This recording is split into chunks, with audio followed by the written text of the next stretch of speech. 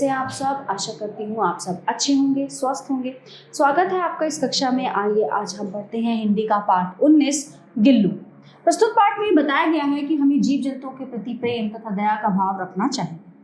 सोनजूही में आज एक पीली कली लगी है, उसे देखकर अनायास ही उस छोटे से जीव का स्मरण हो आया जो इस लता की सघन हरितिमा में छिपकर बैठता था और फिर मेरे निकट पहुंचते ही कंधे पर कूदकर मुझे चौंका देता था। अचानक एक दिन सवेरे कमरे के बरामदे में आकर मैंने देखा दो कोए एक गमले में चारों ओर चूचू से छुआछोल जैसा खेल खेल रहे हैं। तभी गमले की दीवार के बीच में छिपे एक छोटे से जीव पर मेरी दृष्टि रुक गई। निकट जाकर देखा गिलहरी का एक छोटा सा बच्चा है जो संभवतः घोंसले से गिर पड़ा। अब कोई उसमें सुलभ आहार खोज रहे हैं। दो कौवों की चोंचों के दो घाव उस लघु प्राण के लिए बहुत थे, अतः वह निश्चेष्ट सा गमले से चिपका पड़ा था।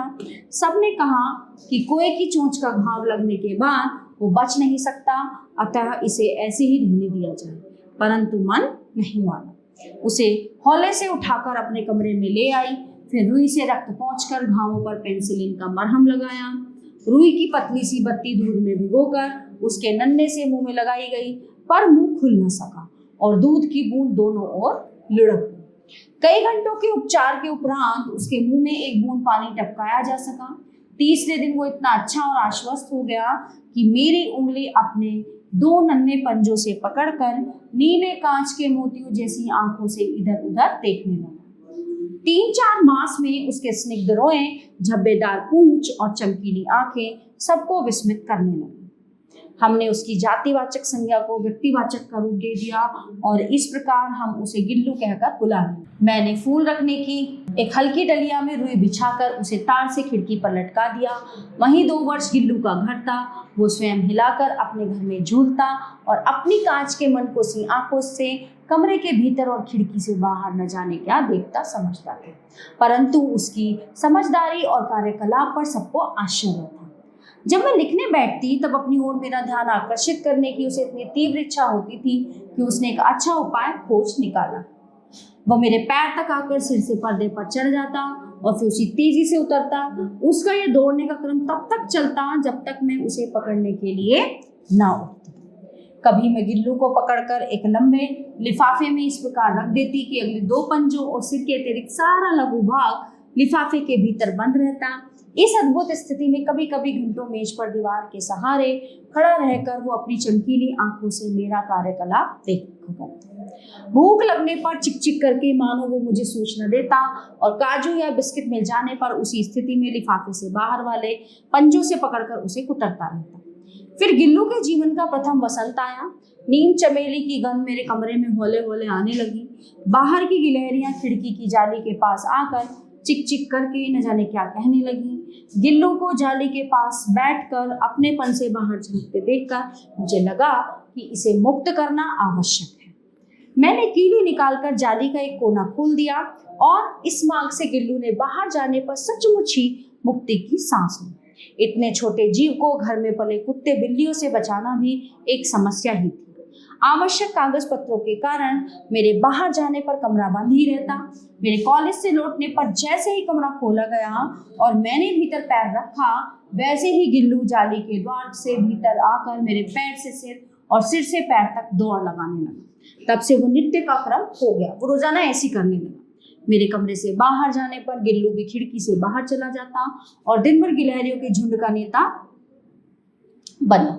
हर डाल पर उछलता कूदता रहता और ठीक 4 बजे वो खिड़की के भीतर आकर अपने झूले में झूलने लगता।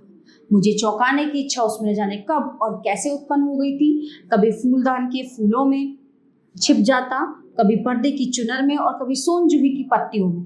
मेरे पास बहुत से पशु पक्षी हैं और उनका मुझसे लगाव भी कम नहीं है, परंतु उनमें से किसी को मेरे साथ थाली में खाने की हिम्मत हुई हो ऐसा स्मरण नहीं आता।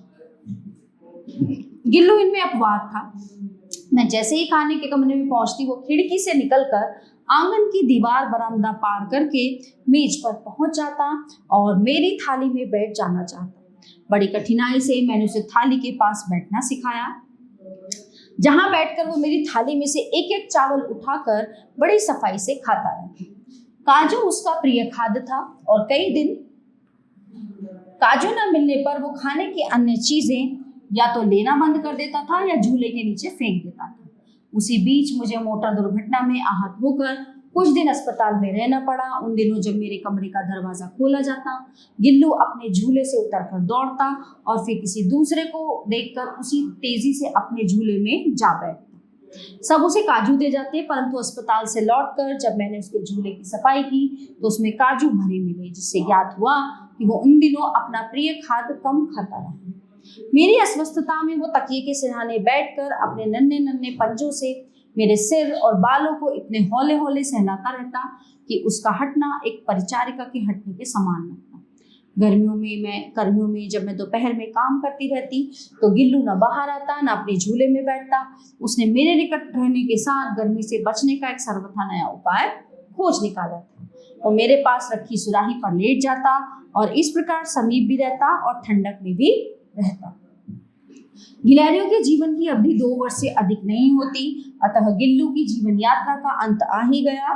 दिन भर उसने न कुछ खाया न बाहर गया। रात में अंत की यातना में भी वो अपने झूले से उतरकर मेरे बिस्तर पर आया और ठंडे पंजों से मेरी वही उंगली पकड़कर हाथ से चिपक गया, जिसे उसने अपने बचपन की मरणासन स्थिति में पकड़ा था। पंजे इतने ठंडे हो रहे थे कि मैंने जाग कर हीटर जलाया और उसे उष्णता देने का प्रयत्न किया, परंतु प्रभात की प्रथम किरण के स्पर्श के साथ ही वो किसी और जीवन में जागने के लिए सो गया। उसका झूला उतार कर रख दिया गया और खिड़की की जाली बंद कर दी गई, परंतु गिलहरियों की नई पीढ़ी जाली के उस पार चिक चिक करती रहती है और सोनजूही पर बसंत आता ही रहता है। सोनजूही की लता के नीचे गिल्लू की समाधि दे दी गई है, इसलिए कि वो लता उसे सबसे अधिक प्रिय थी। तो प्यारे बच्चों, ये पाठ यहीं पे समाप्त होता है। मिलते हैं अगली कक्षा में। आशा करती हूँ आपको ये पाठ बहुत अच्छे से समझ आया होगा। मिलते हैं अगली कक्षा में। धन्यवाद।